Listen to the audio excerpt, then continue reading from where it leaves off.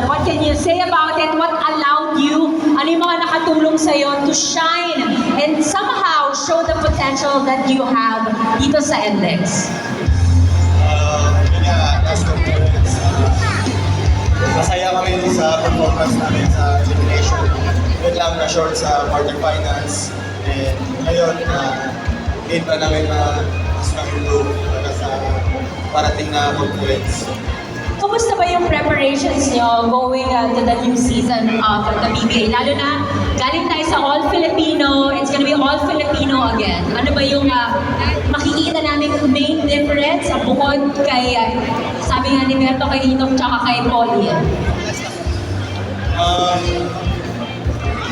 Siguro ako yung nag-talking tournament kami doon sa Davao. So yun, siguro mas nag-improve yung chemistry namin and samahan sa isa't isa. Yun.